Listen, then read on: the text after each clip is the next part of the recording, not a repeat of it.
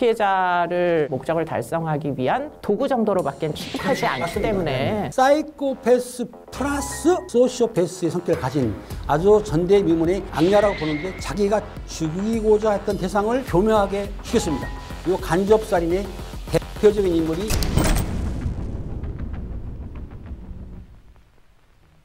네, 안녕하세요 여러분. 이수정 교수입니다. 안녕하십니까. 김은배 팀장입니다. 반갑습니다. 네. 두 번째죠? 네, 두 번째입니다. 반갑습니다.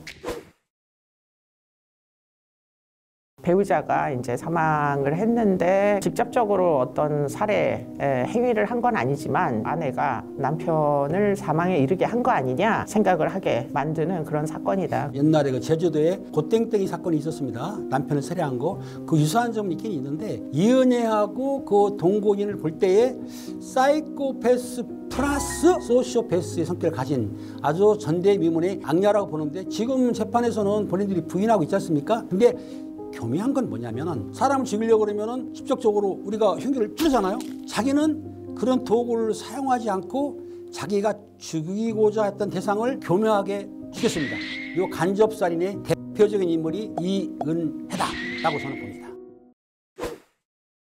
그걸 왜 하느냐? 이 사람이 도대체 어떤 사람이길래 윤 씨를 정신적으로 지배할 수 있느냐를 설명해야 될 거잖아요. 그렇죠. 네. 맞습니다. 그러니까 외관상으로 봐서는 굉장히 연약해 보이는 여리여리한 여성이다 말이에요. 도저히 윤 씨를 정신적으로 지배할 수 있을 것 같지 않게 생겼는데 문제는 윤 씨는 완전 정신적으로 지배돼서 마지막 순간에 나 수영 못해라는 말 한마디를 못하고 결국 물로 뛰어내리게 되는 이 사람의 어떤 캐릭터적인 특이성 이런 것들을 설득해야 되기 때문에 평가를 했던 거고 보통 사이코패스 기준에서 점수가 높으면 오늘날은 전자감독법이 있어요. 전자발찌. 처음에는 이제 성범죄자들한테 채우기 위해서 전자발찌 제도를 도입을 했는데 1년에 한 3만 명 정도가 성범죄를 저지르는데 그중에 한 1% 정도를 이제 선별하는 기준으로 봤을 때 그 점수보다 높다는 거죠. 이 사람의 경우에는. 그래서 보면 소년전과의 죄명이 이미 너무 여러 개가 있어요. 예를 들자면 다양한 범죄력 이런 문항이 있다고 하면 보험 사기도 있고 성매매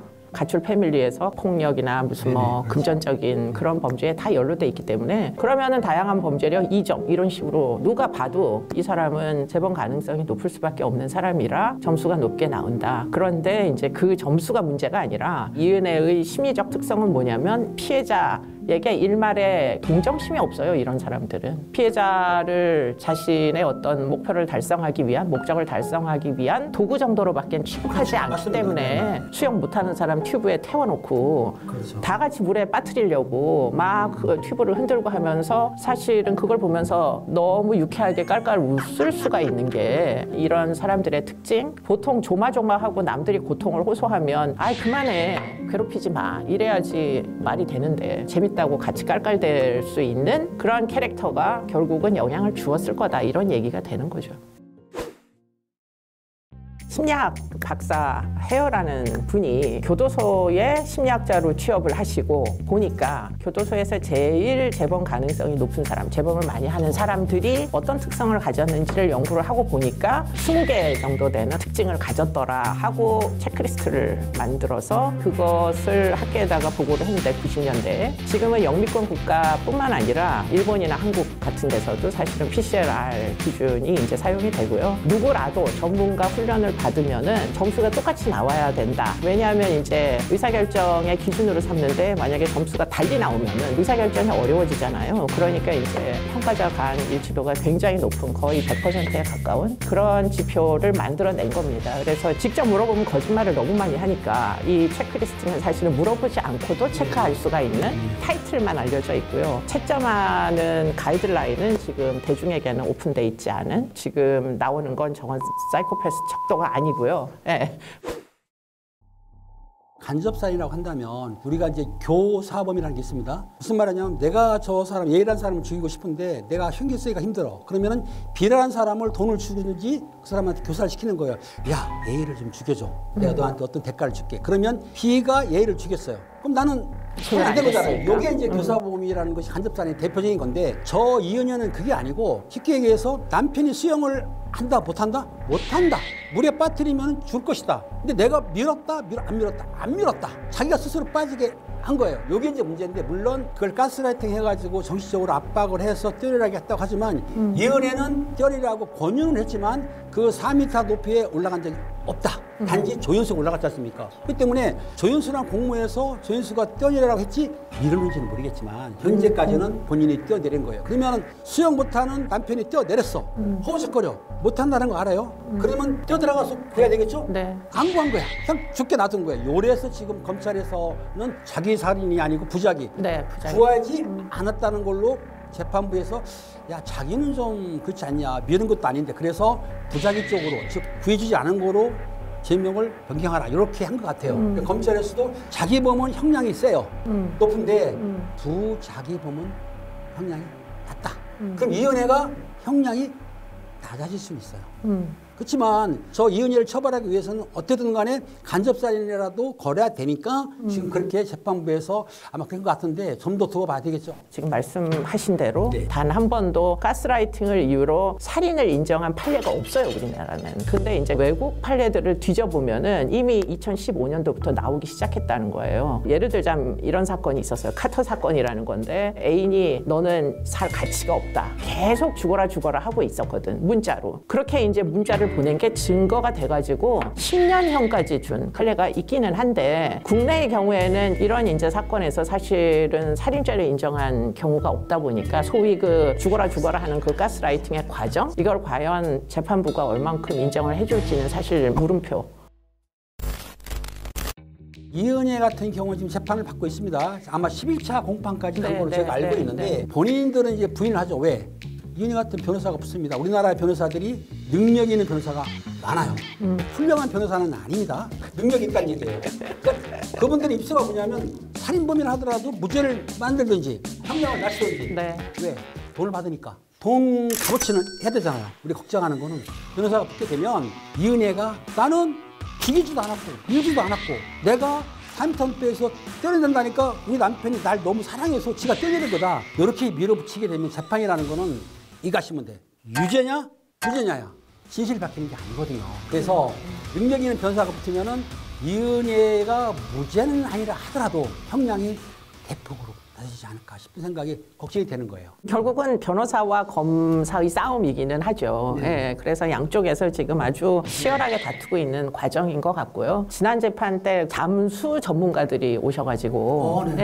예, 그래서 뭐 전문가 증언을 여러분이 하셨는데 그런 분들의 의견이 상당히 참조가 되겠죠. 도대체 물에 빠져서 몇 분 동안 있으면은 숨이 끊어지냐? 왜냐하면 지금 윤 씨 같은 경우에 기도에 여전히 거품이 남아 있어서 들어갔다 나갔다를 그렇죠. 여러 번 한 것 같거든요. 한 거죠. 네, 맞습니다. 근데 이제 이들은 한 번에 물에 빠져서 못 봤다는 사람이 있고 악소리를 지르고 그 다음에는 못 봤다는 사람이 있고 뭐 이런 식으로 이야기들이 되니까 그게 이제 과연 그럴 수 있느냐 뭐 이런 걸 이제 따지시고 있겠죠.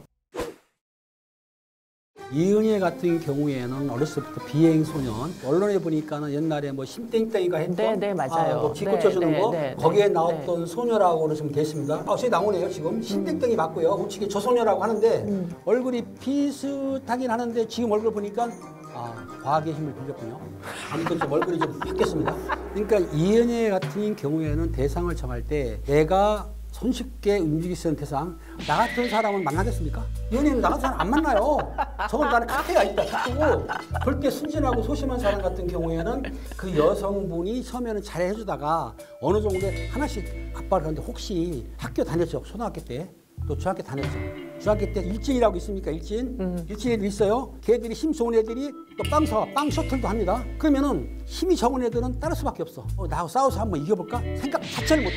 해본 적 있어요? 본인도 아마 많이 빵 셔틀 했을 것 같은데 내가 보기에는 너무 큰 압박을 받게 되면은 그게 순응해요. 그렇기 때문에 그런 식으로 하나씩 이은혜가 머리 좋게 그 압박을 하고 그 사람을 가스라이팅 했기 때문에 윤모 씨는 거기에 길들여졌다 불행하게도. 그러니까 혼자서는 빠져나올 수가 없고 상담을 받고 해야 되는데 아마 그 친구한테도 통화를 했던 거로 열전 했다 그래요. 말 들어보면 뭐 그 이은혜를 만나면 얘가 큰일 나는 거 아니까 자기가 미국 사는 친구라고 들었는데 2천만 원 내가 그냥 줄게. 그런 친구 있으면 좋겠어요. 2천만 원 준대. 갑자기. 대단하죠. 2천만 원 준다는데 윤모 씨가 못한 거야. 그렇게까지 압박당했다. 그러니까 만나게 되면 그런 이제 상습범 같은 거 있지 않습니까? 성폭행범 같은 경우에서 말씀 못 드리지만은 개개인들 몰라. 내가 욕망이 있으면 하는 거야. 그러니까 상습 강도도 야, 돈 있는 사람 뺐으면 어때? 아니, 지가 벌어야지 왜 남의 걸 뺐습니까? 그걸 합리화시켜요. 있는 사람들은 사회에서 부조리로 돈 번 거야. 내가 좀 가져가면 어때? 돈 장소 이동한 건데? 이렇게 생각을 해요. 그러니까 우리가 처음에 형사할 때는 사이코패스, 소시오패스라는 말을 잘 안 쓰고 저거 또라니야, 맛이 갔는다 이런 식으로 썼는데 언제부턴가 교수님같이 전문가들이 나타나면서 여기서 공부한 분들이 하시는 말씀이 야, 이런 성향은 사이코고 이런 성향은 소시오패스다라고 했기 때문에 사람들이 지금 헷갈려. 일반인들도 아마 내가 알기로는 이 작가님들도 소시오패스, 사이코패스 명확하게 정의 내려가면 헷갈릴 거야 이게. 헷갈리지 않습니까? 그 정의는 이제 교수님 내리겠지만 우리 때는 그냥 맛이 간 놈, 또라이 이렇게 해서 많았어요. 잠깐 그 사이코패스에 대해서 설명을 하자면 소시오패스라는 용어는 아주 옛날부터 쓰이던 용어예요. 그래서 이제 정신과 의사들 사이에서도 이 사람들은 이제 조현병은 아닌데 아까 또라이라고 얘기하시는 그렇게 얘기하신다면 아마도 정신이 이상하다 이런 얘기가 될 텐데 전형적인 조현병 환자들은 아닌데도 불구하고 계속 무리를 일으키니까 이 사람들을 그러면 뭐라고 불러야 되나 하고서 등장했던 아주 오래된 용어가 소시오패스라는 용어이고요. 대부분 다 아주 어렸을 때부터 계속 반사회적인 행위를 해가지고 범법 행위를 해서 결국은 경력 범죄자가 되는 사람들을 이제 소시오패스라고 하는데 그런데 이제 사이코패스라는 용어는 아까도 말씀드린 대로 그 중에 한 25% 정도 피도 눈물도 없는 정서가 망가진 사람들이 존재하는데 남의 이제 고통을 이해를 못하는데 문제는 이 사람들이 지능이 안 떨어져요. 네, 지능이 평균 수준 이상이고 그렇다고 조현병도 있는 것도 아니고 멀쩡한데 자기 생활을 하는 데는 이은혜처럼 아무런 문제가 없는데 문제는 윤 씨의 고통만 이해를 못하는 거예요. 그렇기 때문에 이제 그런 사람들이 이제 사이코패스다 해서 그 사람들의 어떤 잔인성을 평가할 수 있는 어떤 행동 지표를 만들어 놓은 게 PCLR이라는 도구다 이렇게 보시면 되겠습니다. 이은혜는 사이코패스적 성격도 있지만 소시오패스의 성격도 있죠. 왜냐하면 어렸을 때부터 계속 범법 행위를 해오고 아까 말씀대로 사람들에게 막 기망을 하고 그렇죠. 대부분 이제 그런 전과들이기 때문에 소시오패스에 해당하는데 문제는 거기서 아까 25%에 해당하는 윤 씨에 대해서 정말 피도 눈물도 없는 그런 특징도 동시에 가졌다 이렇게 보시는 게 맞겠죠. 감형이 되면 안 되고 오히려 가중이 돼야 되겠죠. 왜냐하면 상대에게 일어날 고통이나 피해를 뻔히 알면서도 고의적으로 그와 같은 행위를 하니까. 그런데 불행히도 그건 사실 뭐에도 영향을 미치지 않아요. 당연히 유무죄 판단에는 영향을 주지 않고 그리고는 양형 인자도 아니에요. 그렇기 때문에 피고인이 지금 어떤 성향을 갖고 있다고 해서 형이 높게 나오거나 이런 건 전혀 아닙니다. 다만 지금 이런 평가를 했던 이유는 아까도 이야기한 대로 마지막 순간에 윤 씨가 물에 자기 발로 뛰어들은 걸 설명을 하려다 보니까 결국은 이 둘 간의 관계를 설명해야 되는데 그 관계를 설명할 때 윤 씨는 어떤 사람이고 이 씨는 어떤 사람인지를 설명해야 되겠길래 실시했을 뿐 그게 무슨 유무죄를 판단하는 기준도 아니고 증거도 아니고 그렇습니다. 그러니까 거기에 저도 이제 불량해 보이지 않습니까? 근데 저한테 꼼짝을 못해. 시키는 대로 다 해. 이거 웃기잖아요. 내가 당할 사람 같습니까? 근데 와이프가 설거지하면 해야 돼요. 왜 가스라이팅 당한 거야? 가스라이팅을 당하신 게 일단 아니고요. 아내를 사랑하셔서 헌신을 하시는 거지 그거는 가스라이팅은 아닌 거죠. 가스라이팅 아니에요? 그럼 사랑 라이팅으로 바꾸는데 네. 이은혜는 힘은 약하지만 머리가 비상한데 아까 말했듯이 윤모 씨는 자기가 약간 분에 넘치는 여자를 만났다고 생각할 수도 있어. 근데 그 여자가 시키면 따라야 돼. 하나씩 처음에 하는 거 아니에요? 하나씩 너 설거지해, 빨래해, 식사해, 청소해. 하나씩 하다 보면 한 번 하면은 이건 해야 돼 계속. 이런 식으로 길들이는 게 가스 라이팅인데 윤모 씨는 진짜 이은혜 안 만났으면 잘 살 건데 안타까운 점을 했기 때문에 그렇기 때문에 지금 전 국민이 다 흥분하는 거 아닙니까? 살인 사건 많잖아요. 죽은 사건 많잖아요. 그런데 그분이 죽은 사건에 대해서 사람들이 안타까워하고 화낸 이유가 이은혜가 너무나 교활하고 간교해서 그 순전한 남편을 죽였다는 것에 대해서 전부 분노하는 거예요. 그거 맞습니까? 그쵸? 제 말이 네. 맞죠? 네. 그렇다니까요. 지금 말씀하신 대로 네. 피해자 입장에서 보면 자신의 죽음을 자기가 초래한 거랑 마찬가지. 윤 씨도 심리부검이라는 걸 했어요. 보통 심리부검은 자살한 사람들 네네. 죽기 전에 뭐 굉장히 많은 흔적을 모두 쓸어 모아가지고 이 사람이 죽은 이유가 뭔가 분석하기 위해서 실시하는 게 심리부검인데 윤 씨에 대해서도 그래서 심리부검을 해보니까 너무너무 많은 문자 기록 같은 게 있어요. 네. 둘이서 이제 서로 주고받았던 자기 자신이 얼마나 경제적으로 공공함에 이제 처하는지 월급 받는 사람이 신발을 살 수가 없을 지경이란 말이에요. 그러니까 그런 증거들이 다 남아있기 때문에 어떻게 멀쩡한 남자 성인이 이 지경이 될 수 있는지 심리적인 상태가 지금 이 사건을 초래하는데 또 다른 이유 중에 하나 이은혜가 뛰어들어라고 한 것뿐만 아니라 윤 씨의 정신 상태도 사실은 굉장히 영향을 주었을 것이다라는 거고 가스라이팅이 가장 일반적으로 쉽게 관찰되는 사건들은 2단 집단 그렇죠. 생활하는 네. 예. 그러니까 정말 말이 안 되는 걸 교주가 시키는데도 그거를 아무런 비판 능력을 발휘하지 못한 채 타작마당 해가지고 사람을 하나 놓고 막 다 같이 때려서 죽이기도 하고 그랬다는 거잖아요. 왜냐하면 남들이 다 따라 하니까. 그래서 나도야 뭐 평상시에는 틀림없이 이런 일을 할 사람이 아닌데 이게 이제 집단으로 영향을 미치면은 나도 나 자신의 정체성을 잃어버리는 거죠. 뭐 경제적인 착취, 돈이 목적이었죠. 성매매 할 때도 마찬가지고 보험 사기도 역시 돈 때문이었고 모든 게 다 돈 때문. 그리고는 중간에 이제 게임으로 또 많은 사람들의 돈을 또 편취하기도 하고 그렇기 때문에 금전적인 어떤 이득 그리고는 이제 그 금전적인 이득으로 아주 화려한 생활을 사실 했지. 예, 친구들과 함께 옛날에 이제 같이 생활하던 가출 패밀리가 결국은 진화해서 그런 피해자들을 물색해가지고 일종의 하나씩 잡아먹는 이런 조직이 된 것 같아요. 맞습니다. 어차피 윤모 씨를 이번에 살해했지 않습니까? 살해로 보는 거예요. 살해해가지고 범인이 들통나지 않았다고 한다면 또 다른 사람은 물색해서 똑같이 할 거예요. 그리고 이은혜가 내가 알기로는 모 프로에 자기가 보험 수령금을 못 받았다고 제보를 했기 때문에 터진 걸 알고 있는데 맞아요. 그래도 교수님 네. 말씀하신 네. 대로 네. 무조건 돈이죠.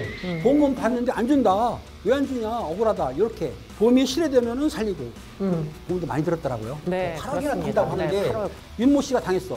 윤모 씨 사건이 지금 조용히 끝났어. 그럼 또 물색하는 거예요. 먹이를. 또 물어서 또 죽이고. 아, 계속 죽을 뻔했네. 그럴 수 있죠. 왜냐하면 혼인관계 중에도 동거하던 또 다른 남자가 그렇죠. 있었다고. 네, 있었다잖아요. 그러니까 여러분들도 봐가지고 혹시 이은의 그런 스타일을 보게 되면은 지금 돌이켜서 생각해보면 이제 어민숙 사건이라고 있었습니다. 이 어민숙 사건 진짜 잔인한데요. 이은혜는 그나마도 남편이긴 하나 뭐 피를 섞지는 않았잖아요. 그렇죠. 남을 죽인 건데 어민숙 사건은 자기 딸도 죽이고 자기 피부치를 사망에 이르게 하거나 실명을 또 하게 했어요. 왜냐하면 실명을 하는 게 상해보험에서 뭐 제일 그 보험금이 많이 나온답니다. 네. 그건 높죠. 네. 그래서 결국에는 이제 가족들을 다치게 하거나 사망에 이르게 하는 아주 잔혹한 여성이 있는데 어민숙의 경우에는 일반화되기 전에 PCLR을 실시를 했는데 만점이 나온 것으로 알려지고 있습니다. 40점. 네, 이거 굉장히 높은 거죠. 네. 그러니까 교수님 말 맞다나 엄민숙도 잔인한 여자입니다. 자기 친척, 부모, 뭐 형제를 그렇게 눈물게 하고 살했다는 거는 사람으로서 할 수 없는 일인데 그 당시에도 보험금 청구 때문에 한 6억 정도 됐다고 그래요. 그리고 이번에 말한 이은혜는 8억 정도를 탈 수 있었던 거잖아요. 그렇죠. 그러니까 결론적으로 죽여가지고 내가 이익을 봐야 되는데 그 이익이 보험금으로서 하기 때문에 보험 사기가 상당히 많다. 요즘에는. 그래서 실제적으로 여러분들도 결혼하신 분들이라든지 아니면 가족이 있게 되면은 나 모르게 우리 와이프가 보험을 들었어? 무슨 보니까 많이 들었어? 조심해야 돼요. 죄송합니다. 와이프 미안해요. 내 친구가 내 보험 들어줍니까? 안 들어줘요. 들어준다는 건 내 아들, 내 와이프 보통 배우자 간에 들지 않습니까? 근데 배우자가 보험을 좀 많이 들게 되면은 위험한 거예요. 피해자를 보게 되면은 보통 3건 정도 이상 보험을 많이 든 사람 그런 게 많았었어요. 확인해 보니까 최대 20건의 보험을 들었다. 아니 보험금을 어떻게 내죠? 20건을? 들 수는 옛날에는 있었는데 네. 요즘은 이제 금융감독원 산하에 이제 보험감독원이 있어가지고 네. 그걸 이제 제시합니까? 전산망 상에서 감시를 한대요. 감시해요? 네, 근데 네, 감시를 하는데 왜 전화 자꾸 오는 거야? 보험 들으라고. 간편하게 지금도 와요. 네. 내가 할 수 없이 이번에 또 하나 들었어요. 3년짜리 들었어요. 왜냐면 나도 귀가 얇아. 아? 딱 하니까 이거는 괜찮겠다. 나도 그 설계사한테 가스라이팅 당한 거지. 그 말 들었어요. 제가. 뭐 아무데나 가스라이팅. 이거는 소멸성 보험이야.